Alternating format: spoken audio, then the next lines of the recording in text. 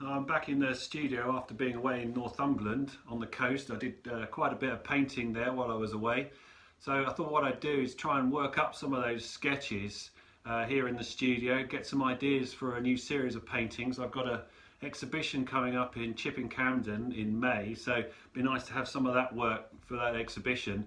So I'm going to do some collage work in my sketchbook, using the sketches that I did on the coast, and I'll see where it goes. So anybody who's watched any of the previous videos or maybe been on one of my workshop courses will have a fairly good idea of the kind of process that I like to go through when I'm sketching and then working in my sketchbook.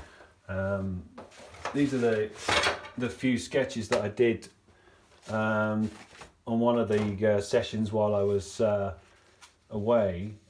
So I tend to work, I like to work on just loose pieces of paper. It's just ordinary sketching paper, nothing fancy, and that way I can work very loosely, getting marks, getting some of the feeling of where I am. In this case it was a pretty blustery day by the sea, in Northumberland by the North Sea, so it was quite exciting. So what I want to do is use these sketches. I'm going to tear them up, I'm going to recompose them, I'm going to just play around with them. So I've just got these 4 from one of the sessions that I did while I was away, and I'm just going to use this group, and I maybe get 1, I might get 2 images out of it that I can use. And really I like using doing this process, because it allows me time while I'm out to just focus on mark making, just grabbing some of the feeling of the place, not think about composition, not think about making pictures or anything kind of representational, just trying to get a sense of movement and mark making and colour and atmosphere, and leave the thinking part to being in the studio. So I like to separate these processes out, so in the studio I can think and be a bit more considerate. While I'm out I can just grab information. I'll just move those out of the way for a minute. So these are the kind of collages that I do in my sketchbook. Again, these ones in here started as just loose pieces of paper, and I've recomposed them, torn into them, collaged them back together. There's a single piece underneath here, but then there's a couple of pieces which I've torn out and collaged back together to find more interesting compositions, really. I think it's quite difficult when you're out in the landscape to find interesting compositions, and everything can turn out being a little bit too obvious, samey. And this way it allows me the chance to really play around with my my sketches and get the most out of them that I can, find less obvious compositions, more interesting things that can be exciting and kind of inspirational when back in the studio, and using them to go forward into finished canvases, work on board, that kind of thing. So yeah, these are a few kind of recent ones.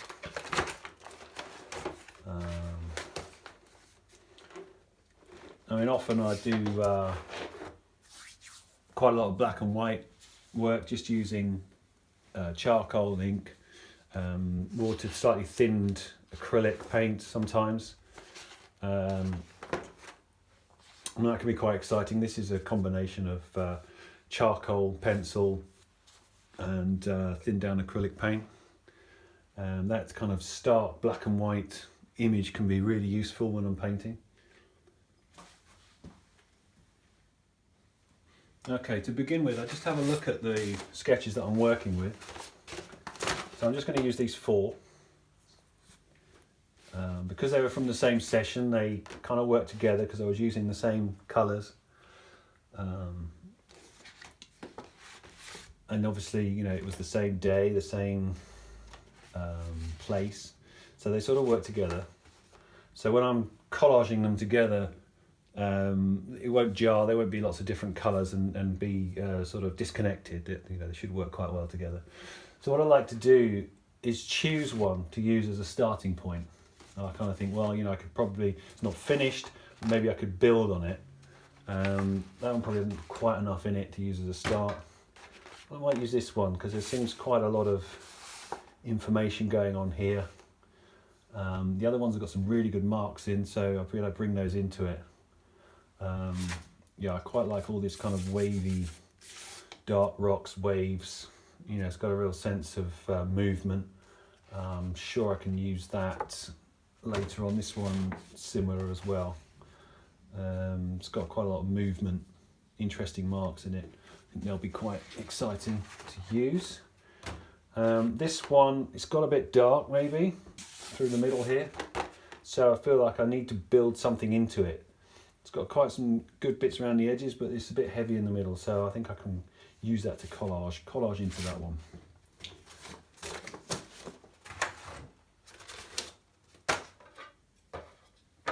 So the first thing I do is I try and find a starting point. And usually what I find is I take a piece out of the middle. It's usually where there's the most happening. Take a bit more off there.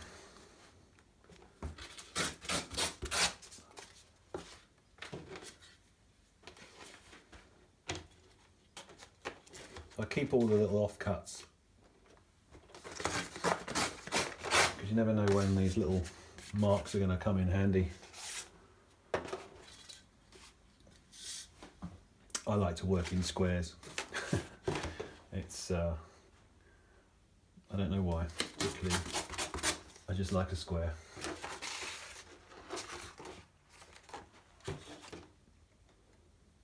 And I think often the sketch that you're working with or the painting kind of tells you what shape it wants to be, but sometimes you have to play around with it.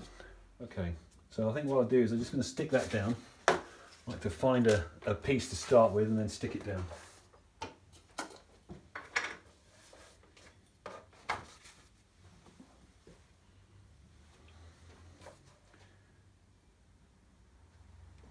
It's just PVA glue that I'm using to stick it to the into the sketchbook.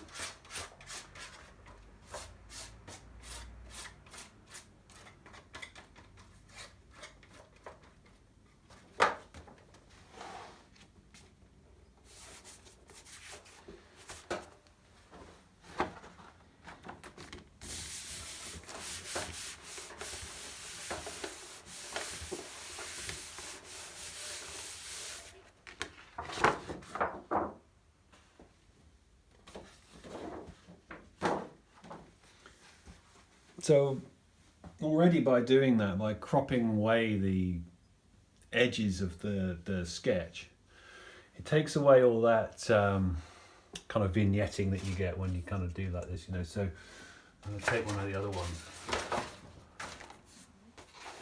Might just be me, but I think it's quite common that when you're working on a sketch like this is that you tend to do all the work in the middle, and around the edges it kind of fades away a little bit. So your focus is drawn away from the image. As soon as you crop the edges away, it's like mounting it or framing it. You lose all that vignette, that kind of sort of dissolve to the edges of the image, and your attention is focused within the image. It keeps your attention inside the image. So just by cropping the edges, sometimes it can be enough.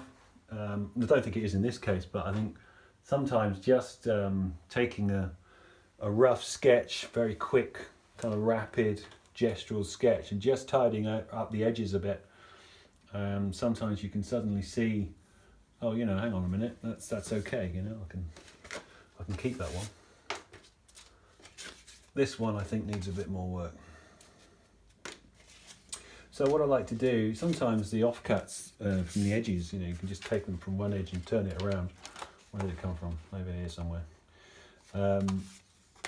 Just by changing the direction of the image, the marks, something that was made in this direction, you turn it round and it suddenly becomes a mark that's going this way. Sometimes that can be enough as well. Not sure about those. So what I'm going to do is I'm going to take one of my other sketches and I'm going to try and use some of these marks that are in here to build on this sort of foundation of the one that's underneath. Seems a bit brutal sometimes, but it's only a bit of paint and paper, so you can't be too precious about it.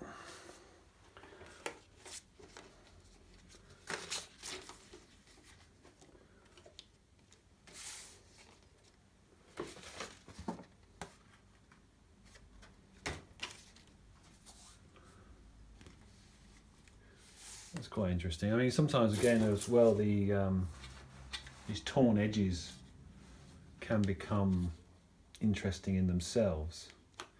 So really what I'm looking for, I think, is something which is the same as the original sketch, has the same sort of feeling, I suppose, but it's a bit more complete and a bit more interesting in terms of its composition.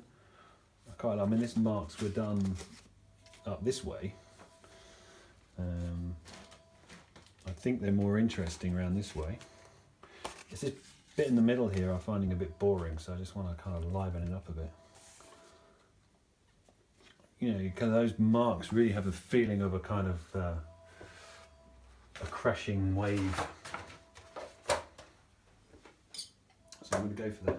I think it's very tempting to overthink this process.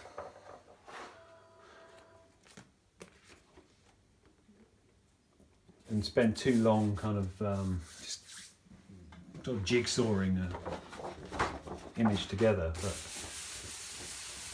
I like to make sort of snap decisions. Gut reaction is usually the way to go. Not always. Some of them always turn out better than others. There's some good marks in here. And I don't try and use too many pieces.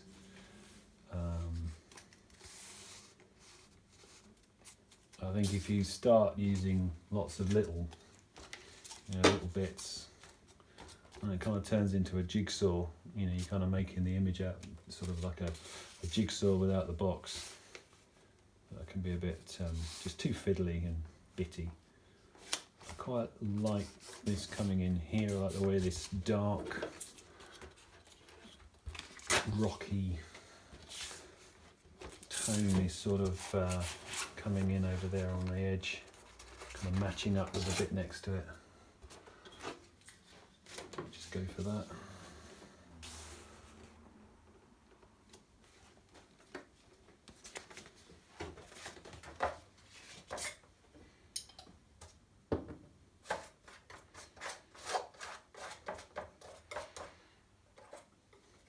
Like I said, anyone who's been on one of my painting courses will be pretty familiar with this. It's always good to have a reminder. And the thing is, there's so many ways of painting and sketching. It's good to have a sort of process that you can kind of go through to get ideas, get your ideas moving. And I quite like that in a way. It's the same but different, so I might just leave that one as it is. I don't like to spend too long on them because they're very easy to overwork. The trick is to do lots of it.